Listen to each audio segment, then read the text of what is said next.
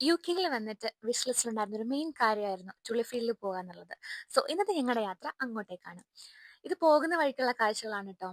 യുകെയിലെ ഏറ്റവും ബ്യൂട്ടിഫുൾ ആയിട്ടുള്ള സീസൺ എന്ന് പറയുന്നത് സ്പ്രിംഗ് സീസൺ ആണ്. സോ ഇതുപോലത്തുള്ള കുറേ വെറൈറ്റീസ് ഓഫ് ഫ്ലവേഴ്സ് നമുക്ക് കാണാനായിട്ട് പറ്റും.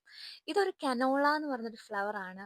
അപ്പം പോകുന്ന വഴിക്ക് ഒരുപാട് ഏക്കറുകളോളം ഇതിന്റെ ഫീൽഡ്സ് ആയിരുന്നു ഉണ്ടായിരുന്നത്. അതുപോലെ ഇടയ്ക്കിടെ കുറേ വെള്ള പൂക്കളും ഒക്കെ ഉണ്ടായിരുന്നു. സോ ഈ ഒരു പോകുന്ന വഴിക്കുള്ള കാഴ്ച എന്ന് പറയുന്നത് നല്ല ബ്യൂട്ടിഫുൾ ആയിട്ടൊരു കാഴ്ചകളായിരുന്നു. സോ ഈ ഒരു ടുലിപ്പ് ഫീൽഡിലേക്ക് ഞങ്ങളുടെ വീട്ടിൽ നിന്നും ഒരു 2.5 മണിക്കൂർ ഡിസ്റ്റൻസ് ഉണ്ടായിരുന്നു. അപ്പൊ ഞങ്ങൾ ഈ വഴിയിലെ കാഴ്ചകളൊക്കെ കണ്ട് അങ്ങനെ ഞങ്ങളുടെ ഡെസ്റ്റിനേഷനിലേക്ക് എത്തി. അവിടെ നമുക്ക് എത്തിയപ്പോഴത്തേക്ക് ഒരു അൺറിയലിസ്റ്റിക് എക്സ്പീരിയൻസ് ആയിരുന്നു കേട്ടോ. ഒരുപാട് ഏക്കറുകളോളം ഇങ്ങനെ പൂക്കൾ നടക്കുന്ന കാണാൻ നല്ല രസമുണ്ടായിരുന്നു.